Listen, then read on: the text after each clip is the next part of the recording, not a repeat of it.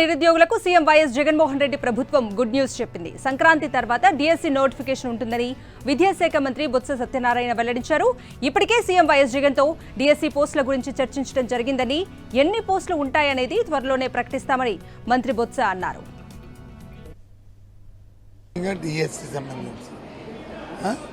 District selection committee జరపాలి, ఎంతమంది జరపాలి, ప్రిన్సిపాల్ ఏమన్నారంటే అది జరపాలి, దాని మీద కూలంకషంగా చర్చమని చెప్పారు. పండగ సందర్భంగా ఎవరైతే డిఎస్సి అభ్యర్థికి కావాలని నిరీక్షిస్తున్నారో వాళ్ళందరికీ కూడా మరి పండగ అయినట్టునే దాని మీద ఒక మంచి వార్తని రాబోతున్న విషయాన్ని మీ ద్వారా తెలియజేస్తాను. నోటిఫికేషన్ రాబోతుంది తెలియజేస్తాను. అవన్నీ ఎన్ని పోస్టులు, ఏ జిల్లాకి ఎన్ని, ఏంటి, అవన్నీ విషయాలన్నీ కూడా పండుగ తర్వాత మీ ద్వారా చెప్తాను. అలాగే మీరు వచ్చారు కాబట్టి ఒక శుభార్తని మీ ద్వారా రాష్ట్రంలో ఉన్న నిరుద్యోగులందరికీ కూడా ఈ విషయం తెలియజేస్తాను. ఏదైతే డిఎస్సికి నిరీక్షిస్తున్న ఎవరైతే ఉన్నారో వాళ్ళందరికీ కూడా పండుగ తర్వాత డిఎస్సి నోటిఫికేషన్ రాబోతుందనే విషయాన్ని తెలియజేస్తాను. 108, 104 వాహనాల సిబ్బందితో మంత్రి విడుదల రజనీ జరిపిన చర్చలు సఫలమయ్యాయి. 104, 108 ఉద్యోగులకు ప్రభుత్వ నియామకాల్లో వెయిటేజీ ఇవ్వాలని సంఘాల నాయకులు కోరగా వెంటనే ప్రతిపాదనలు తయారు చేస్తామని మంత్రి హామీ ఇచ్చారు. ప్రతి నెల ఉద్యోగులకు క్రమం తప్పకుండా జీతాలు అందిస్తున్నామన్నారు. గత ప్రభుత్వాలు 104, 108 ఉద్యోగుల జీతాలను సమయానికి అందించేవి కావని పేర్కొన్నారు. ప్రతి నెల మొదటి వారంలోని ఉద్యోగులందరికీ జీతాలు అందేలా కృషి చేస్తామంటూ స్పష్టం చేశారు. దీంతో ఉద్యోగ సంఘాల నాయకులు సమ్మె నిర్ణయాన్ని వెనక్కి తీసుకుంటున్నట్లు ప్రకటించారు. 3 కేసుల్లో హైకోర్టు నుంచి ముందస్తు బెయిల్ పొందిన చంద్రబాబు షూరిటీ సమర్పిస్తున్నారు. ఇసుక పాలసీ కేసులో విజయవాడ సిఐడి కార్యాలయానికి వెళ్లిన చంద్రబాబు పూచికత్తు సమర్పించారు. ముందస్తు బెయిల్ షూరిటీ సమర్పించి తాడేపల్లి సిట్ కార్యాలయం వెళ్లారు. ఇన్నర్ రింగ్ రోడ్ కేసులో సిట్ ముందు లొంగిపోయిన చంద్రబాబు పూచికత్తు సమర్పించి ముందస్తు బెయిల్ పొందారు. ఇక గుంటూరులోని సిఐడి కార్యాలయంలో లిక్కర్ అక్రమాల కేసుకు సంబంధించి ముందస్తు బెయిల్ కోసం పూచికత్తు సమర్పించారు. చంద్రబాబు హయాంలో జరిగిన ఇన్నర్ రింగ్ రోడ్డు, ఇసుక, మద్యం అక్రమ కేసులు నమోదు చేయగా ఈ కేసులో హైకోర్టు ముందస్తు బెయిల్ మంజూరు చేసింది. ఇందుకు సంబంధించిన పూచికత్తులకు దర్యాప్తు అధికారులకు చంద్రబాబు సమర్పించాలని ఆదేశించింది. దీంతో సిఐడి సిట్ ఆఫీసులో షూరిటీ సమర్పిస్తున్నారు.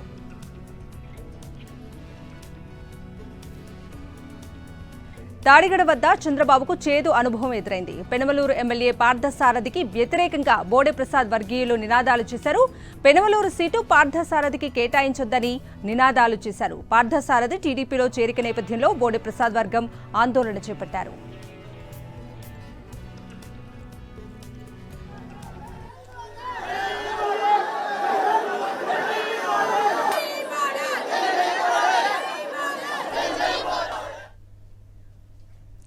హరిరామ జోగయ్య బహిరంగ లేఖ రాశారు. జనసేన, టీడీపీ, బీజేపీ కలిసి వెళ్లాల్సిన ఆవశ్యకతపై పవన్ తో చర్చించాలని తెలిపారు. 40 నుంచి 60 సీట్లలో జనసేన పోటీ చేయాలని కోరానన్నారు హరిరామ జోగయ్య. 40 సీట్లు తీసుకునేందుకు ప్రయత్నిస్తున్నట్లు పవన్ తెలిపారన్నారు. పవన్ ను సీఎంగా చూడాలని జన సైనికులు భావిస్తున్న విషయాన్ని వివరించానని, కనీసం 2.5 ఏళ్లైనా పవన్ సీఎంగా ఉండాలన్నారు హరిరామ జోగయ్య.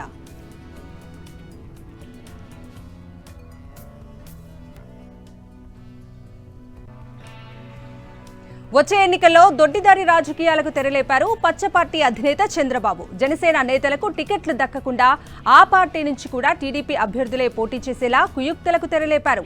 పవన్ కళ్యాణ్ దగ్గరకు టీడీపీ నేతల్ని పంపిస్తున్నారు చంద్రబాబు. ఇటీవలే టీడీపీకి చెందిన పలువురు మాజీ ఎమ్మెల్యేలు పవన్ ను కలిసి టికెట్లు అడిగారు. జలీల్ ఖాన్ ను విజయవాడ వెస్ట్ సీట్ కోసం పవన్ దగ్గరకు పంపించిన చంద్రబాబు తర్వాత పెనడా సీటు కోసం వేదవ్యాస్ ను జనసేనాని వంచన చేరేలా రాజకీయాలు నడుపుతున్నారు. మాగంటి బాబు, సుగుణమ్మ, మరికొందరు నేతల్ని కూడా ఇలాగే పురమాయించారు. జనసేనలోనూ చంద్రబాబు టీడీపీ అభ్యర్థులను పెట్టడంపై అనుమానాలు వ్యక్తమవుతున్నాయి. మొదటి నుంచి పార్టీని నమ్ముకుని పనిచేసే వారికి పవన్ మొండి చేయి చూపుతారని జనసేనలో చర్చ జరుగుతోంది. చంద్రబాబు తీరుపై మాజీ మంత్రి అయ్యన్న ఆగ్రహం వ్యక్తం చేశారు.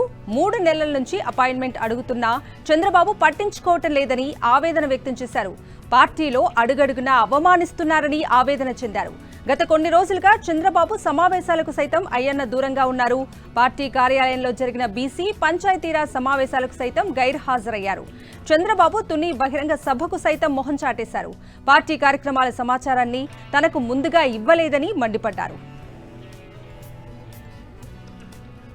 పశ్చిమ గోదావరి జిల్లా పాలకొల్లులో TDP MLA Nimmala Ramanaidu overaction చేశారు. ప్రభుత్వ చీఫ్ విప్ ముదునూరి ప్రసాద్ రాజు లబ్ధిదారులకు ఇళ్ల పట్టాలు పంపిణీ చేస్తుండగా నిమ్మల రామానాయుడు రెచ్చిపోయారు. తాను మాట్లాడిన తర్వాతే ఇళ్ల పట్టాలు పంపిణీ చేయాలని నిమ్మల హుకుం జారీ చేశారు. అంతేకాదు మున్సిపల్ కమిషనర్ను ఫోన్లో నానా దుర్భాషలాడారు. చేతకాని వాడివి అంటూ కమిషనర్ను ఇష్టానుసారంగా తిట్టారు.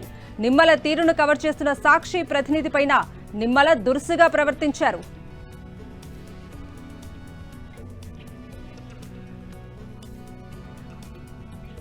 50 కోట్లు ఇస్తే చాలు తన ఆస్తులన్నీ రాసిస్తానని సవాల్ విసిరారు రాప్తాడు ఎమ్మెల్యే తోపుదుర్తి ప్రకాష్ రెడ్డి. ఈనాడు ఆంధ్రజ్యోతి టీవీ5లో తనపై అసత్యాలు ప్రచారం చేస్తున్నాయన్నారు. తనకు 2000 కోట్ల అక్రమాస్తులున్నాయని ఆరోపించేవారు దమ్ముంటే నిరూపించాలన్నారు. ఎవరైనా కానీ 500 కోట్లు ఆ రోజు 2000 కోట్లు అన్న రోజు ఇదే చెప్పినా, ఈరోజు 500 ఇదే చెప్తున్నా, రేపు 100 ఇదే చెప్తా. ఏమంటే ప్రజలకు పంచాల్సింది తగ్గుతా వస్తుంది అంతే. ప్రజలకు పంచాల్సింది నాకు ధనం మీద కానీ నాకు ఆస్తుల మీద కానీ నాకు ఎటువంటి వ్యామోహము లేదు. ప్రజల మీద ప్రేమ తప్ప. ఈ మొత్తం ఆస్తులన్నీ నేను పంచేదానికి సిద్ధంగా ఉన్నా. ఈ 500 కోట్ల రూపాయల డబ్బును బాధ్యత తీసుకోండి. ఇక్కడ ఉన్న మీడియా వాళ్ళు ఎవరైనా కానీ బాధ్యత తీసుకోండి. 500 కోట్ల రూపాయల డబ్బు రాధాకృష్ణ ఇచ్చేది తీసుకొచ్చి పంచండి. రాధాకృష్ణ ఇచ్చేది తీసుకొచ్చి దయచేసి పంచండి. లేదా టీవీ5 ఇంకోరుగురు గంటి వాళ్ళు కూడా మాట్లాడుతున్నారు 500 కోట్లు అంటే. Let them share this 500. మంచికి 100 కోట్లు వాళ్ళే అందరూ టీవీ5, ఈనాడు, జ్యోతి, ఏబిఎన్ ఇంకోరు ఎవరైనా ఉంటే నాకు తెలియదు, వాళ్ళందరూ కలిసి పంచుకుంటారే, పంచుకోమనండి. తనకు వైఎస్ఆర్సీపీ అధిష్టానానికి మధ్య పొరపచ్చాలు ఉన్నాయనేది అవాస్తవమని స్పష్టం చేశారు కందుకూరు ఎమ్మెల్యే మానుగుంట మహిధర్ రెడ్డి. గత కొద్ది రోజులుగా ఎల్లో మీడియా తనపై అసంబద్ధమైన వార్తలు ప్రచారం చేస్తోందని మండిపడ్డారు. పార్టీ అధినేత సీఎం జగన్ ఎలాంటి నిర్ణయం తీసుకున్నా కట్టుబడి ఉంటానన్నారు. తరచూ పార్టీలు మారే సంస్కృతి తనకు లేదన్నారు మహిధర్ రెడ్డి. అధిష్టానానికి నాకు ఏ రకమైన పొరపచ్చాలు ఉంటే నాకు ఈ వయసులో నాకు ఎవరితో పొరపచ్చాలు లేవు. పొరపచ్చాలు పెట్టాలని మీడియాలో అనేక రకాల కథనాలు వచ్చినా నేను వాటిని పట్టించుకునేవాడిని కాదు. నా ఆలోచన, నా భావన కేవలం కందుకూరు నియోజకవర్గంలో నాకు అవకాశం వచ్చినప్పుడు ఏ మేరకు అభివృద్ధి చేయగలుగుతామో అంతవరకే. నేను మిగతా వేటిల్లో పోయేవాడిని కాదు. పొరపచ్చాలు రావాలి అని అంటే నేను ఏదన్నా ఊహించుకోనో, అదనంగా కోరుకోనో, ఏదన్నా అసంతృప్తి నా సైడ్ నుంచో, లేకపోతే వాళ్ళకి నా ప్రవర్తన మీద ఉంటే పొరపచ్చాలు వస్తాయి. అటువంటిదైతే నా దృష్టికి ఇప్పటి వరకు లేదు. ఇంకా దీన్ని క్రియేట్ చేసేవాళ్ళు ఉంటే ఎన్నైనా క్రియేట్ చేయొచ్చు. ఇప్పుడు ఏముంది, మార్ఫింగ్లు చేసే కాలంలో ఇదేం పెద్ద విషయమేం కాదు కదా. గోరుని కొండ చేయటం, కొండని గోరంత చేయటం అనేది సెకండ్లో పని. ఇప్పుడు టెక్నాలజీ ఆ రకంగా ఉంది. అమలాపురంలో అంగన్వాడీలు టీఎన్టీయూసీ నేతలకు ఝలకిచ్చారు. ధర్నాలో ఉన్న అంగన్వాడీలకు మద్దతు పలికేందుకు టీఎన్టీయూసీ నాయకులు రాగా వారి మొహం మీదే రావద్దంటూ అంగన్వాడీలు స్పష్టంగా చెప్పేశారు. వారి మద్దతు తమకు అవసరం లేదంటూ గుర్రాలతో తొక్కించిన ఘనత మీదేనంటూ తిరగబడ్డారు. అంగన్వాడీల రియాక్షన్ చూసి టీఎన్టీయూసీ నేతలు నివ్వెరపోయారు. ఏం మాట్లాడాలో తెలియక 20 ఏళ్ల క్రితం జరిగిన సంఘటన ఎందుకు గుర్తు చేస్తారంటూ తప్పించుకునే ప్రయత్నం చేశారు. అయినా వదిలిపెట్టని అంగన్వాడీలు మీ మద్దతు మాకు అవసరం లేదంటూ మొహం మీద చెప్పేశారు.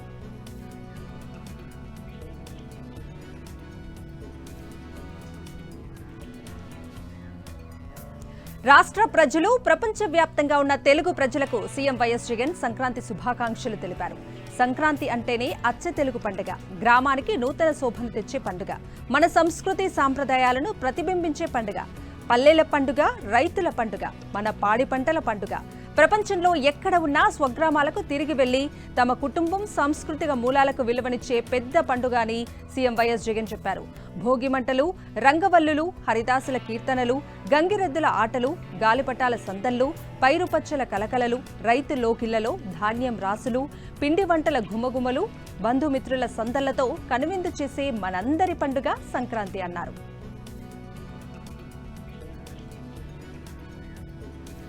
సంక్రాంతి వేడుకలకు ముఖ్యమంత్రి వైఎస్ జగన్మోహన్ రెడ్డి క్యాంపు కార్యాలయం ముస్తాబైంది. తాడేపల్లిలోని ఆయన నివాసంలో సంక్రాంతి సంబరాల కోసం ప్రత్యేక ఏర్పాట్లు చేశారు. ప్రజల సమక్షంలో జరిగే వేడుకల్లో ముఖ్యమంత్రి దంపతులు పాల్గొంటారు.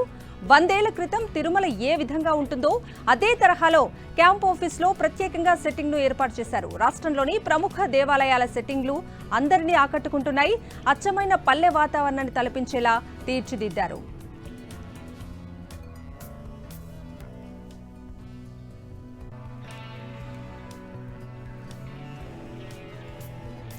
నెల్లూరు జిల్లా తోటపల్లి గూడూరులో మంత్రి కాకాని గోవర్ధన్ రెడ్డి పర్యటించారు. తోటపల్లి గ్రామంలో నూతనంగా నిర్మించిన రైతు భరోసా కేంద్రం, సిమెంట్ రోడ్లు, డ్రైనేజీలను మంత్రి కాకాని ప్రారంభించారు. అనంతరం అసైన్మెంట్ భూముల లబ్ధిదారులకు పట్టాలను పంపిణీ చేశారు. సీఎం జగన్ పాలనలో తోటపల్లి గ్రామ పంచాయతీకి 28.5 కోట్ల రూపాయలతో పలు అభివృద్ధి పనులు చేపట్టామని స్పష్టం చేశారు.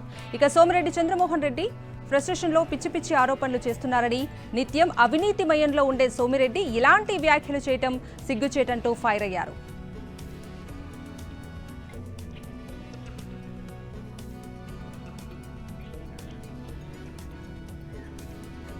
అణగారిన వర్గాల వారికి సంక్షేమ పథకాలు, రాజకీయ పదవుల్లో అత్యున్నత స్థానాలను కల్పించిన సీఎం జగన్ కు రుణపడి ఉంటామన్నారు దళిత సంఘాల నాయకులు. నంద్యాలలో దళిత గిరిజన ప్రజా సంఘాలు, ప్రభుత్వ, ప్రైవేట్ ఉద్యోగులు, మేధావుల ఆధ్వర్యంలో రౌండ్ టేబుల్ సమావేశం నిర్వహించారు. రాజకీయాలకు అతీతంగా ఈ నెల 19న డాక్టర్ బిఆర్ అంబేద్కర్ విగ్రహ ఆవిష్కరణ శుభ పరిణామమన్నారు. సుమారు 400 కోట్లతో విజయవాడలో 125 అడుగుల అంబేద్కర్ విగ్రహ ఆవిష్కరణ మహోత్సవానికి భారీగా తరలి రావాలని దళిత గిరిజన ప్రజలకు పిలుపునిచ్చారు.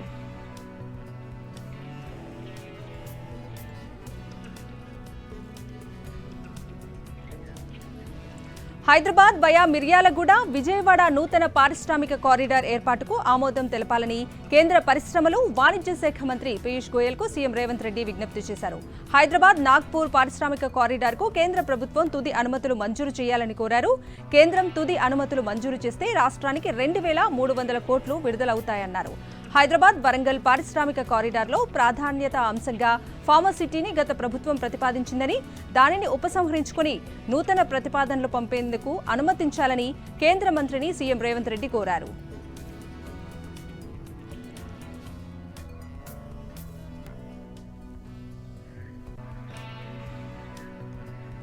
కార్మికులను కాపాడే బాధ్యత ప్రభుత్వానిదేనన్నారు సిద్దిపేట బీఆర్ఎస్ ఎమ్మెల్యే హరీష్ రావు. ప్రభుత్వం మంచి చేస్తూ మరొకరి ఉసురు పోసుకుంటుందని వ్యాఖ్యానించారు. అసెంబ్లీలో ఆటో కార్మికుల సమస్యలపై పోరాటం చేస్తామన్నారు. ఈ ప్రభుత్వం ఆటో కార్మికులను రోడ్డున పడేసిందని, వీరి కోసం ఆలోచన చేసి నెలకు 15,000 రూపాయల జీవన భృతి ఇవ్వాలని డిమాండ్ చేశారు. సిద్దిపేట డిగ్రీ కళాశాల మైదానంలో ఆటో డ్రైవర్ల ఆటల పోటీలను హరీష్ రావు ప్రారంభించారు.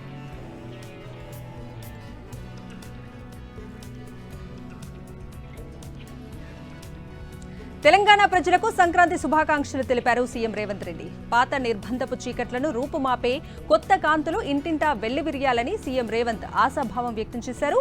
భోగ భాగ్యాలను అందించే భోగి, కొత్త కాంతులు తెచ్చే సంక్రాంతి, కనుమ పండుగలు అందరూ ఆనందంగా నిర్వహించుకోవాలని మనసారా ఆకాంక్షించారు సీఎం రేవంత్ రెడ్డి. సకల జనహితానికి, ప్రగతి పథానికి తమ ప్రభుత్వం కట్టుబడి ఉందని సీఎం రేవంత్ రెడ్డి స్పష్టం చేశారు. కొమరం భీం జిల్లాలో టైగర్ సెర్చ్ ఆపరేషన్ సక్సెస్ అయింది. కనిపించకుండా పోయిన పులుల జాడ దొరికింది. పులులన్నీ సేఫ్ గా ఉన్నాయని, వాటి కదలికలు ట్రాప్ కెమెరాల్లో చిక్కాయని అటవీ శాఖ అధికారులు చెబుతున్నారు. దరిగాం అడవిలో S6 పులితో పాటు దాని పిల్లలు K14, 15, 17 పులులు కూడా సేఫ్ గా ఉన్నాయన్నారు. S6, K16 పులుల కోసం 3 ట్రాకింగ్ కెమెరాలతో కొన్ని రోజు అడవిని జల్లెడ పట్టారు అటవీ శాఖ సిబ్బంది. మొత్తం 105 ట్రాప్ కెమెరాలు ఏర్పాటు చేసి మరీ సెర్చ్ ఆపరేషన్ చేశారు. ఈ నెల 11న పులి ట్రాప్ కెమెరాలో కంటపడింది. దాని పాదముద్రల ఆధారంగా S6 పులిగా గుర్తించారు. ఇది గర్భంతో ఉన్నట్లుగా పాదముద్రల ఆధారంగా గుర్తించారు. కొద్ది రోజుల క్రితం దరిగాం అడవుల్లో K15, S9 పులుల మృతితో హై లెవెల్ సెర్చ్ ఆపరేషన్ చేపట్టారు అటవీ శాఖ అధికారులు. అడవి జల్లెడ పట్టడంతో మరో 2 కొత్త పులి పాదముద్రలు సైతం గుర్తించారు. మొత్తం మీద టైగర్ సెర్చ్ ఆపరేషన్ పులిగణనలా సాగింది.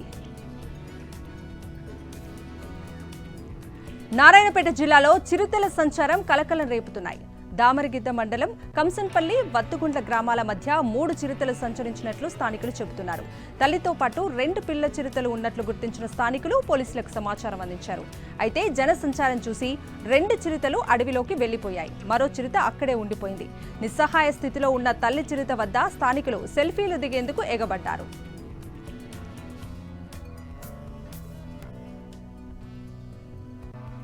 రంగారెడ్డి జిల్లా అత్తాపూర్లో విషాదం చోటు చేసుకుంది. గాలిపటం ఎగరవేసేందుకు వెళ్లిన 11 ఏళ్ల బాలుడు మృతి చెందాడు. అత్తాపూర్కు చెందిన తనిష్క్ అనే బాలుడు తన స్నేహితులతో కలిసి గాలిపటం ఎగరవేసేందుకు బిల్డింగ్ పైకి వెళ్లాడు. అయితే గాలిపటం ఎగరవేస్తుండగా పక్కనే ఉన్న ఏసీకి ప్రమాదవశాత్తు తగలటంతో కరెంటు షాక్ కొట్టింది. షాక్తో కుప్పకూలిన తనిష్క్ను ఆసుపత్రికి తరలించగా అప్పటికే బాలుడు మృతి చెందినట్లు డాక్టర్స్ నిర్ధారించారు. బాలుడి మృతితో తల్లిదండ్రులు బోరున విలపిస్తున్నారు. సమాచారం అందుకున్న పోలీసులు ఘటనపై కేసు నమోదు చేసి దర్యాప్తు చేపట్టారు.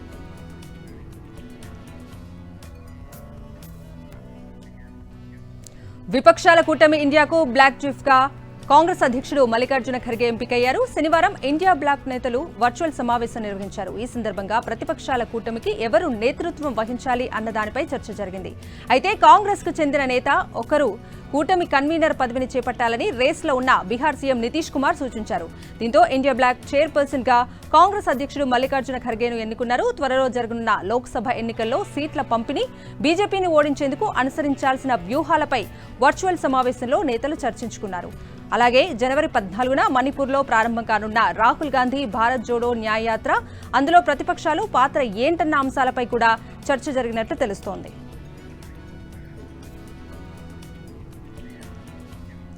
అభ్యర్థుల ఎంపికలో తన మార్క్ చూపిస్తున్న సీఎం వైఎస్ జగన్ సంక్రాంతి అనంతరం ప్రజాక్షేత్రంలోకి అడుగుపెట్టడానికి సన్నద్ధమవుతున్నారు. క్యాడర్ను ఎన్నికలకు సమాయత్తం చేయటమే లక్ష్యంగా వైఎస్ జగన్ అడుగులు వేయడానికి సిద్ధమవుతున్నారు.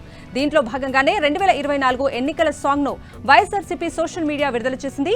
జనం గుండెల్లో గుడి కట్టడమే జగన్ ఎజెండా అంటూ సాగే పాట సోషల్ మీడియాలో దుమ్ము రేపుతోంది.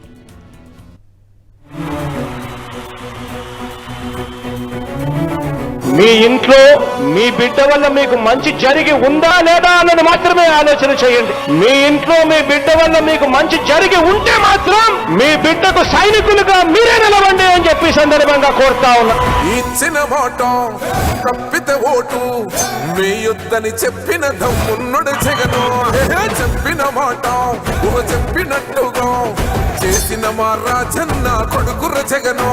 ఏ కష్టం రావద్దని పేద గుండెకు ప్రతి పథకం పంపిండుర గడప గడపకు. పులి గడపలో పులి పుట్టినట్టే పుట్టిండురా. జెండలు జత కట్టడమే మీ ఎజెండా, జనగుండల గుడి కట్టడమే జగను ఎజెండా. బలిరా బలి బలిరా బలిరా, పులి వెందులలో పుట్టిందా పులిరా. కుర్చీల కూర్చోవడమే మీ ఎజెండా, కుర్చీ జనమే ఇవ్వాలన్నది జగను ఎజెండా. బలిరా బలి బలిరా బలిరా, పేద బతుకుల మార్చినది ఆ పులిరా.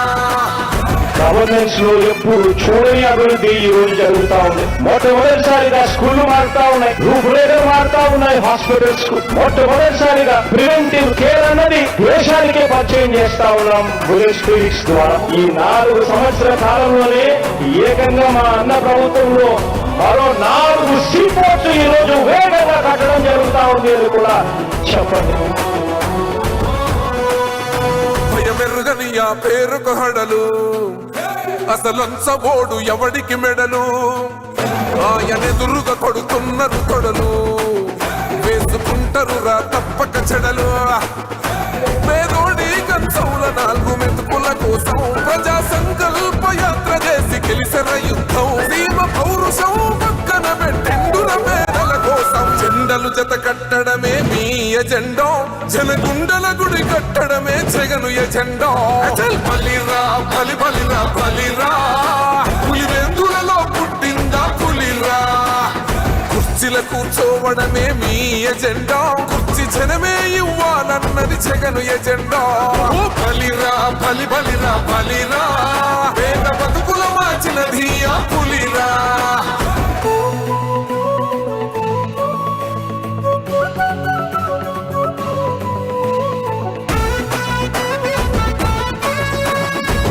జగన్ అనే వ్యక్తి క్రెడిబిలిటీ ఏ స్థాయిలో ఉంది అంటే మా ఇంటికి తెచ్చిండు ప్రభుత్వం, మా చేతికి ఇచ్చిండుర పథకం, మా పంటకు తెచ్చిండుర పైరు, మారింది పల్లె బతుకుల తీరు.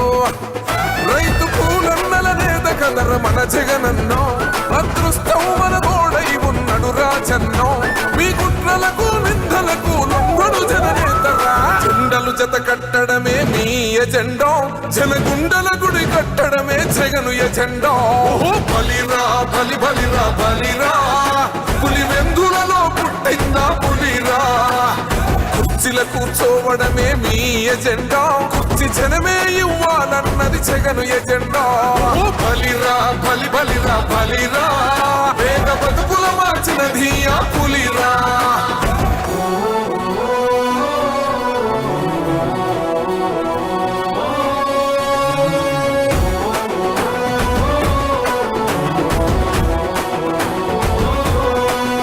అన్న నువ్వే గెలిచేద ఈ యుద్ధం, నీ జెండనే మా భుజమున మోస్తాం. ఎవడొస్తాడని ఎదురుగా చూద్దాం, వైసీపీ జెండన ఎగరేస్తాం. నీ పొత్తు అనగోరిన గుండెతో అన్నో, ఎవడొద్దు మాకు నువ్వు ఉంటే చాలన్నో. గుంపులు గుంపులు వచ్చిన సింహం ఎప్పుడు సింహ, జెండలు జత కట్టడమే మీ ఎజెండో, జనగుండల గుడి కట్టడమే జగను ఎజెండో. బలిరా బలి బలిరా బలిరా, పులి వెందులలో పుట్టిందా పులిరా. కుర్చీల కూర్చోవడమే మీ ఎజెండా, కుర్చీ జనమే ఇవ్వాలన్నది జగను ఎజెండా.